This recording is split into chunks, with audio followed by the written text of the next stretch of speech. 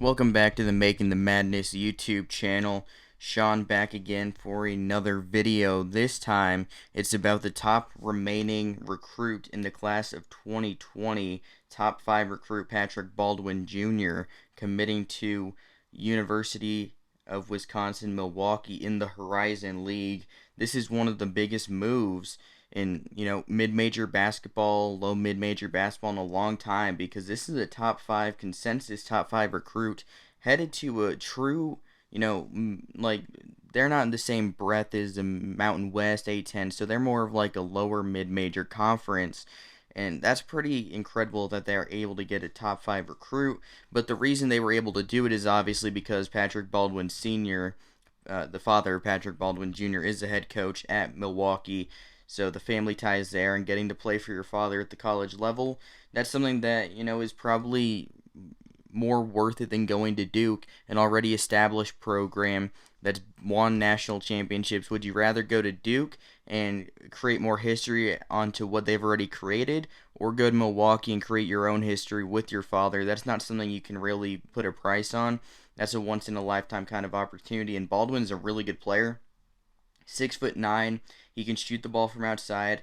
He's a very good athlete. He does everything well, and he's going to be a top 10 pick next year. It doesn't matter whether he went to Duke or Milwaukee or didn't play this season. He was going to be a top 10 pick regardless of where he went. So he had the opportunity to play for his father in the Horizon League, and he's going to put on a show there. And the Horizon League is no slouch. There's some really good teams in that conference, and we'll get into that here momentarily. But looking at what the Panthers have for next season, you return Deandre Goldstein, your leading scorer from last season, had 16 a game, had a 31-point outburst in the huge comeback victory against Wright State in the Horizon League tournament. That game looked like lost cause for Milwaukee there for a while. They ended up going to overtime and winning 94-92.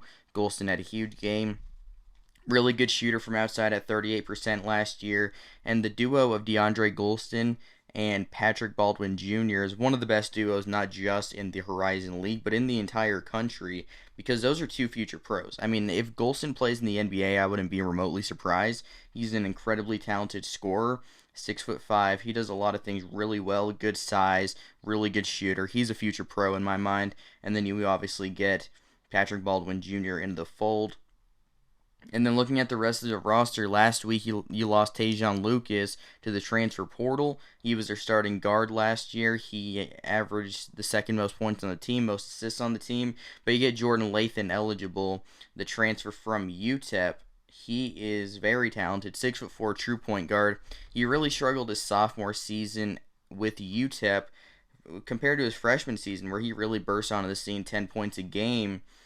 During his 2018-2019 season, 5 rebounds and 3 assists. That dropped to 5 points a game, 5 rebounds, and 3 assists during his sophomore season before transferring at the conclusion of the 2019-20 season. Did not play last year.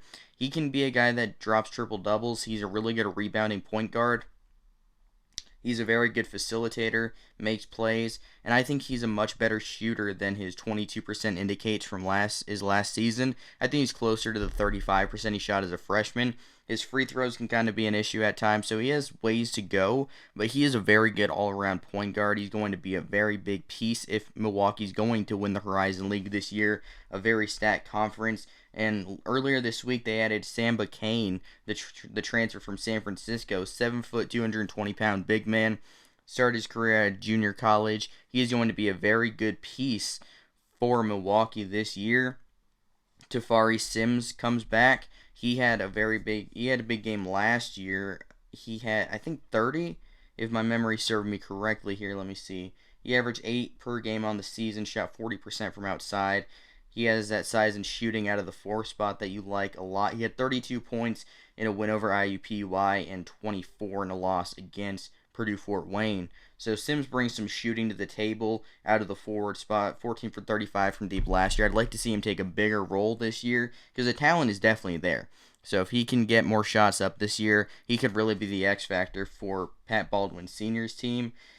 And then we're still awaiting the decision for Josh Thomas. He was a starting 2 guard last year for Milwaukee. He has not announced his intentions to return for the free year yet.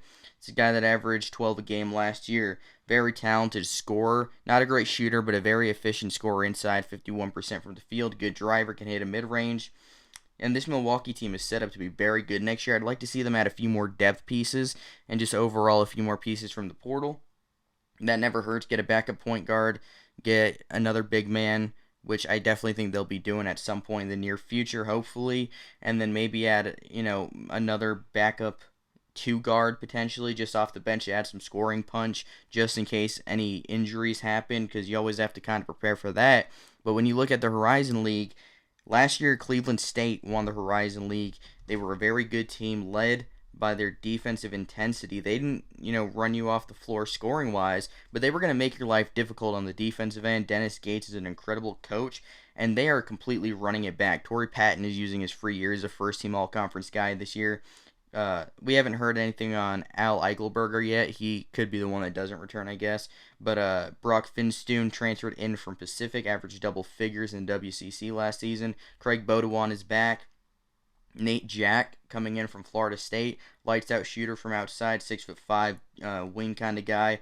You have Trey Gamillion coming back. He could be a first team all conference guy this year. Demoy Hodge had a 40-point game last year against Fort Wayne. Let's see what he can do this year. He wasn't consistent. That was really his only good game the entire season. But this is a guy that was an absolute bucket getter during his time at the JUCO ranks playing for State College of Florida. He's a very good scorer, good athlete, really good defender. Brings a lot to the table, but he just has to find consistency this year. He could be the real X factor. Deontay Johnson coming back. He started every game at the 5 spot last year. Anderson Mirambeau, he is a 6'7", 275-pound big man from Trinity Valley, was the teammate of Deshaun Davis, who's headed to Oregon State. He's a big dude who's probably going to eat up some minutes there at the 5 spot next to Deontay Johnson. As long as they can split minutes, you're looking pretty good there. And then, Chris Green's back. He could also eat up some minutes at the 5 spot.